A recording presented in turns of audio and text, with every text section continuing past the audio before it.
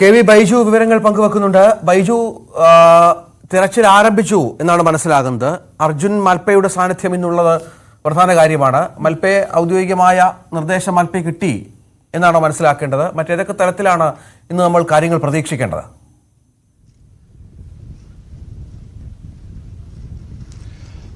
രഞ്ജിത്തെ 8 മണിയോടുകൂടി തന്നെ ഡ്രഡ്ജർ പ്രവർത്തിച്ചു തുടങ്ങും. ഇന്നലെ അരമണിക്കൂർ മാത്രമാണ് ഡ്രഡ്ജർ പ്രവർത്തിക്കുന്ന ഒരു സാഹചര്യമുണ്ടായത്. ആ സമയത്ത് തന്നെ അർജുന്റെ ലോറിയുടെ ഈ കയറും അതിനുപയോഗിച്ചിരുന്ന കയറും ഒപ്പം ഒരു ലോഹഭാഗവും കണ്ടെത്തിയ ഒരു സാഹചര്യം കൂടിയുണ്ട്.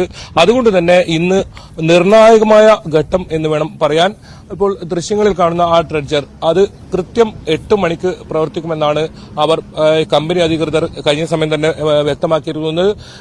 വൈകിട്ട് 6 മണിവരെ, അതായത് 10 മണിക്കൂറാണ് ഒരു ദിവസം ഇത്തരത്തിൽ തെരച്ചിൽ നടത്തുക എന്ന് കമ്പനി അധികൃതർ വ്യക്തമാക്കിയിട്ടുണ്ട്. അത് 3 ദിവസത്തേക്കാണ് നിലവിൽ കരാറുള്ളത്. അതിനുശേഷം ലോറി കണ്ടെത്താനായില്ലെങ്കിൽ അത് തുടരും. 10 ദിവസം വരെ ഇത്തരത്തിൽ നീളുന്ന ഒരു തെരച്ചിലാണ് ഇപ്പോൾ ജില്ലാ ഭരണകൂടം പദ്ധതിയിട്ടുള്ളത്.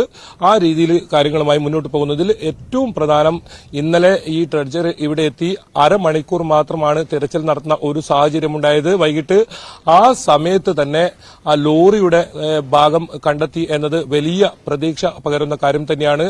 അതേ സ്ഥലത്ത് തന്നെയാണ് ഇന്നും തെരച്ചിൽ നടത്തുക. ആ ഡ്രഡ്ജർ അവിടെ ഉറപ്പിച്ച് നിർത്തിയിട്ടുണ്ട്. അതിന് തൊട്ടടുത്തായി നേവിയുടെ നേതൃത്വത്തിൽ സോണാർ പരിശോധനയിൽ നടത്തിയ ആ സ്ഥലം, അവിടെ ലോറിയുടെ വലിയ ലോഹഭാഗം, അർജുന്റെ ലോറിയുടെ ലോഹഭാഗം കണ്ടെത്തിയിട്ടുണ്ട്. പക്ഷേ അപ്പോഴും പ്രതിസന്ധിയുള്ളത് വലിയ തോതിൽ ചെളിയും മണ്ണും മരങ്ങളുമൊക്കെ അതിന് മുകളിലായി അടിഞ്ഞുകൂടിയിട്ടുണ്ട് എന്നതാണ്. അത് മാറ്റുകയാണ് ഏറ്റവും പ്രധാനം. ഇന്നലെ തന്നെ നടത്തുന്ന ആ തെരച്ചിലിൽ വലിയ മരക്കഷ്ണങ്ങളൊക്കെ ലഭിക്കുന്ന ഒരു സാഹചര്യമുണ്ടായിരുന്നു.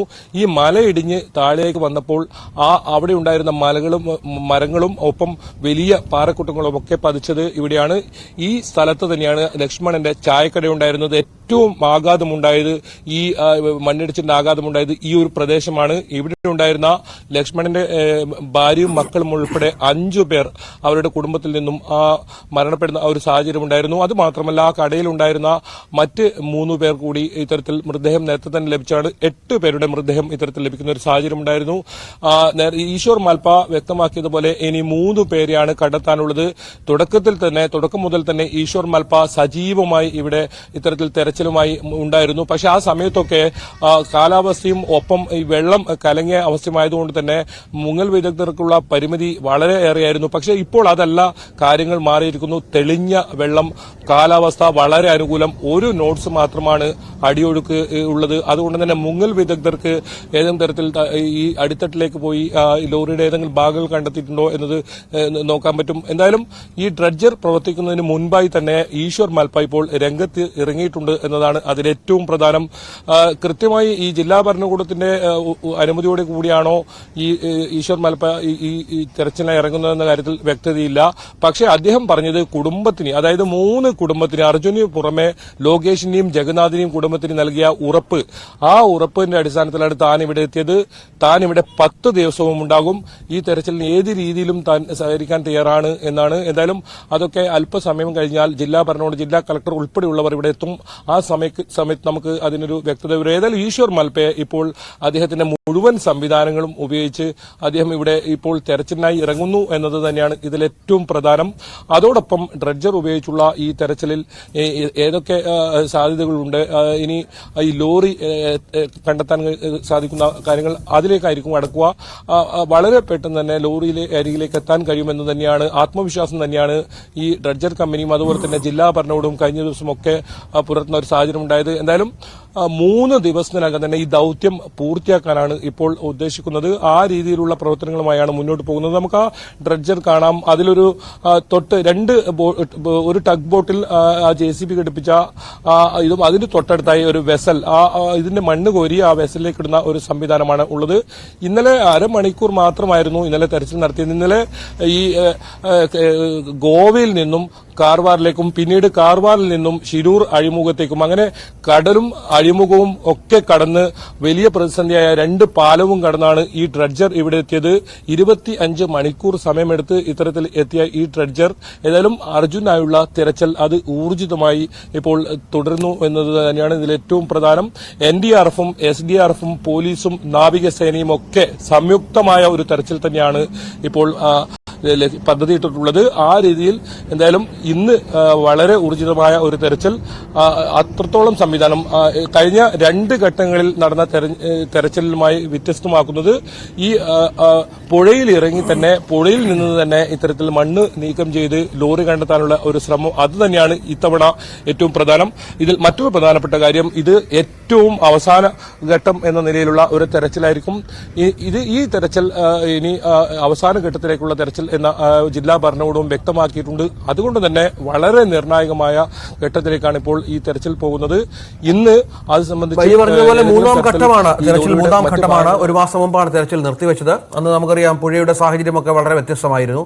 വലിയ ഒഴുക്ക്, ഏതാണ്ട് 7 knots വരെ ഒഴുക്ക് അനുഭവപ്പെട്ട പശ്ചാത്തലത്തിൽ ഇറങ്ങാൻ പറ്റുന്ന സാഹചര്യമുണ്ട്. പക്ഷേ ഈശ്വർ മൽപ്പയൊക്കെ ഇപ്പോൾ ആത്മവിശ്വാസം പ്രകടിപ്പിക്കുന്നത് 1 knots താഴെ ഒഴുക്കായ സ്ഥിതിക്ക് താഴേക്ക് മുങ്ങാൻ സാധിക്കും, തങ്ങൾ ഇതിലും വലിയ ഒഴുക്കുകളിൽ ഇത്തരം സംഭവങ്ങൾ ചെയ്തിട്ടുള്ള ആളുകളാണ് എന്നുള്ളതാണ്. അപ്പോൾ മൽപ്പയുടെ സേവനം കൂടി കാര്യമായി ഇന്നുണ്ടാകും ഈ ഡ്രഡ്ജറിനൊപ്പം എന്ന് പ്രതീക്ഷിക്കാമോ?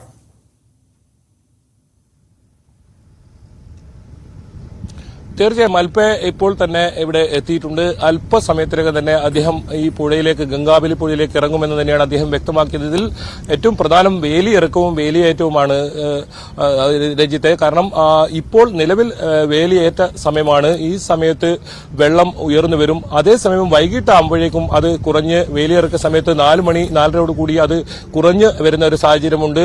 എന്തായാലും ആ സമയത്തായിരിക്കും ഇതിൽ ഏറ്റവും അനുകൂലമായ ഒരു സമയമുണ്ടാവുക, തെരച്ചിലിനായി ഉണ്ടാവുക.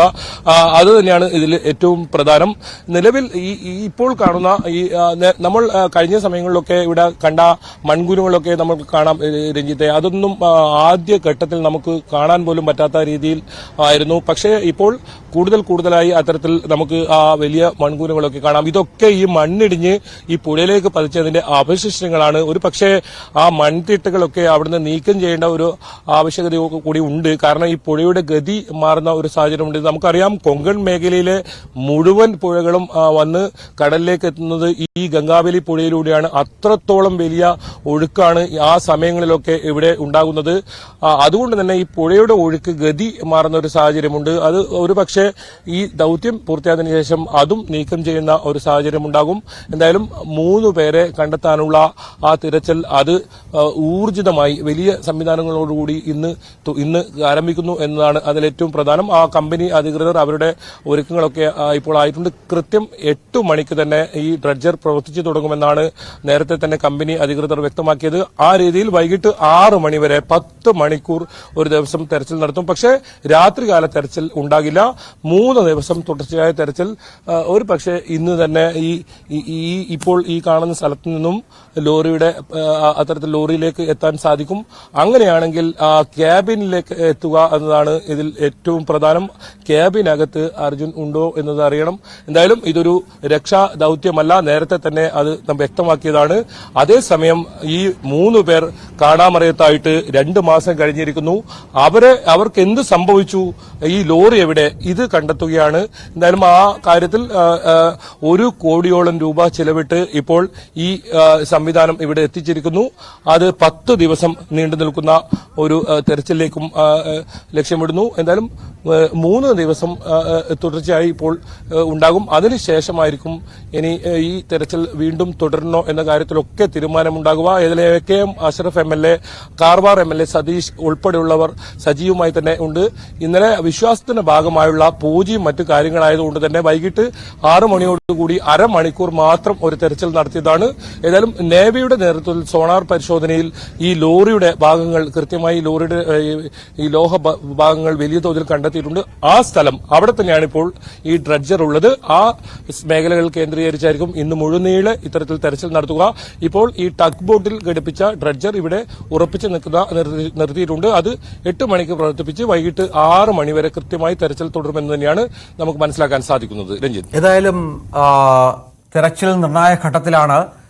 ഒപ്പം ഇതിന്റെ എന്താണ് 8 മണിക്ക് തുടങ്ങി 10 മണിക്കൂറോളം നമുക്ക് ഒരു പ്രധാന കാര്യം എന്ന് പറയുന്നത് ബൈജു ഈ ലോറി കണ്ടെത്തുക എന്നുള്ളതാണ്. നേരത്തെ തന്നെ അവിടെ മൺകൂനകൾ അടിഞ്ഞ സാഹചര്യമുണ്ട്. ഇപ്പോൾ ഈ സ്ഥലം ഐഡന്റിഫൈ ചെയ്തിരിക്കുന്നത് കൃത്യമായി ഈ ലോറി ഉള്ള ഭാഗത്ത് തന്നെയാണോ എന്നൊരു കാര്യം കൂടി ഉണ്ടല്ലോ. നാവികസേനയാണ് അങ്ങനെ ഒരു കോൺടാക്ട് പോയിന്റ് കണ്ടുപിടിച്ചത്. നാവികസേന പറഞ്ഞ സ്ഥലത്താണ് ഇപ്പോൾ പരിശോധന നടക്കുന്നത്. ഒരുപക്ഷെ അവിടെ ഇല്ലെങ്കിൽ മറ്റു സ്ഥലങ്ങളിലേക്കും പരിശോധന വ്യാപിപ്പിക്കുക. അങ്ങനെ ലോറി കണ്ടെത്തുന്നത് വരെ ഇത് മുന്നോട്ട് കൊണ്ടുപോവുക എന്ന തീരുമാനം തന്നെയാണോ? കാരണം ഡ്രഡ്ജർ അവിടെ എത്തിച്ച് ഈ തെരച്ചിൽ തുടരുക എന്നുള്ളത് വളരെ ചെലവേറിയ ഒരു ദൗത്യമാണ്. അത് ലോറി കണ്ടെത്തുന്നത് വരെ അത് തുടരാം എന്ന് തന്നെയാണോ സർക്കാരും മറ്റു സംവിധാനങ്ങളും തീരുമാനമെടുത്തിരിക്കുന്നത്?